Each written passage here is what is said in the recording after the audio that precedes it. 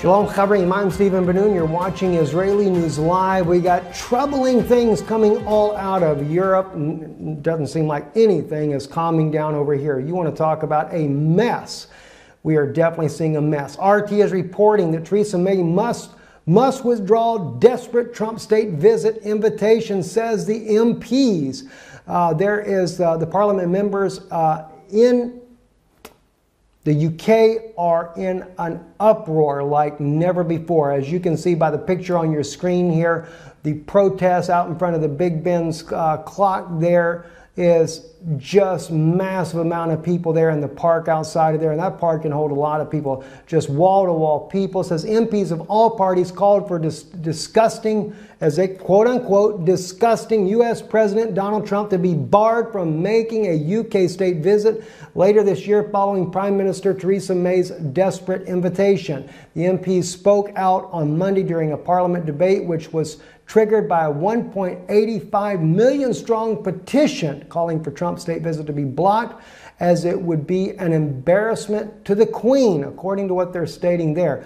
This is a major movement here. A counter petition signed by 300,000 was also debated, branding the president's disgusting and immoral. MPs urged May to withdraw her invitation, which was deemed an act of desperation as it came just 7 days after his inauguration. So a lot of people not happy with President Trump coming to England. I really personally cannot imagine that Theresa May would actually put a stop to this, but we'll just have to see whether or not she tries to cancel it or whether or not they allow it to come out. I know that there is a huge Islamic population inside of Great Britain, and it definitely would be a major challenge to the security of the British government for him to make this visit here. Not to mention, with this many signatures, 1.8 million calling for him not to come, and just a very small minority of 300,000 petitioning for him to come. So it would no doubt be a momentous task for the government there. Moving on, also going back to the Russian ambassador to the United Nations. Of course, we know that he just passed away. I wanted to share with you a few of the comments that he made here just before he passed away.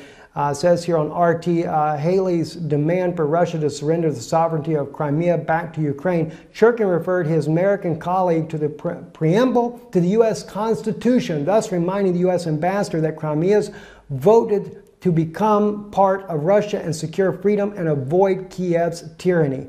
In this regard, one cannot forget the remarkable historical words that are found in the Constitution of the United States, he stated. We, the people, Churkin said in his response, the people of Crimea quite clearly expressed their will in a referendum. Churkin then shifted focus on Afar Salvo, the direction of the British envoy, advising him that in order to gain some credibility, the UK should first return Malvinas Islands, which are claimed by Argentina, Gibraltar, claimed by the Spanish, and annex part of Cyprus, which turned into a huge military base.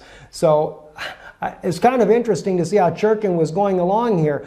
It was definitely pot can't call kettle black, because clearly the British and other countries, especially Britain in this case here, the UK, has clearly annexed a lot of places just like that of Crimea, and they have never given them back, including dealing with the Spanish, the Argentinians, and of course Cyprus, where they have a huge military base, so the U.S. has a military base there as well. And I think even Russia, if I'm not mistaken, has a military base there on Cyprus. Thought that was kind of interesting, especially him referring to the Constitution of the United States, saying we the people. By the way, many people may not have known, but Churkin also had a doctorate degree in history, so he does know the historical facts quite well. Rioters set cars on fire, loot shops in Stockholm suburb. This is kind of interesting because this has not, by the way, gained any of the attention of Western media that much. What's going on in Sweden is all the rioting that is taking place there, and the burning is getting just like it is in Paris. We are seeing major unrest taking place in all different parts of Europe. It's happening in Germany, now Sweden. It's already been happening in Paris, as we mentioned earlier this morning. 20 different provinces of France has already seen the unrest spreading more and more rapidly across the country there. Also wanted to share with you this one right here. This, we're of course jumping over to Ukraine, and even though there is a ceasefire in effect, it certainly seems to have not slowed down Kiev, and of course the separatists fighting against Kiev. And as you can see, the red flares going across the top, these are bombs, they're not just red flares. And as you can hear, the sounds of war are still alive and well inside Ukraine. No slowdown whatsoever of fighting, and just wanted to share that with you. It continues to broil out of control in eastern Ukraine there. Just wondering how that will end up shaping up with all this constant fighting going on back and forth. There's another one here I wanted to bring to your attention as well. This was very disturbing here. This is from Paris. As you can see here on your screen, right up in here, you can see the police cars right here. I think there's 3 police cars that pull up, but then watch the mob. I mean, a mob that comes out against these police officers here. Just one second here, having a little technical difficulty there. Let me see if I can pull that back up again. This is on Mikel's, on his page there. It looks like, wow, I hope they haven't, looks like they may have removed that video. Let's see if we can pull it back up here. We'll try it one more time here. See if we can actually get it to go. Yes, here we go here. And then you see a huge crowd of mobsters running across the ground here everywhere. The police car quickly gets out, they get out of there as quickly as they can as this big, huge group of protesters come after the police cars. Not safe at all for the police, even in Paris, France. I cannot help but wonder how much longer will it be before Paris ends up declaring martial law themselves. It's clearly in Paris, France, getting out of control. I'm Stephen Ben-Nun. You're watching Israeli News Live.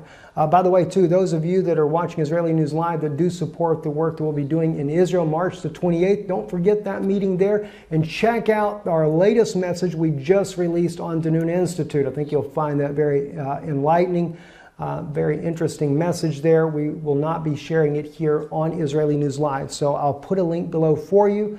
It'll just be, we'll title on there Danun Institute, to where you can go to our channel there if you'd like to watch that message there. Anyway, if you'd like to support the work we're doing in Israel March the 28th, you can go onto our website, IsraeliNewsLive.org. There's a place you can donate there as well. And by the way, too, that meeting, we will also have Rabbi Yehuda Glick will be speaking at that meeting. My wife will be speaking at that meeting as well, trying to help the Israeli people recognize the evils that have been happening to this country for years, and the plans of a fake millennial reign. I'm Stephen Ben-Nun. You're watching Israeli News Live.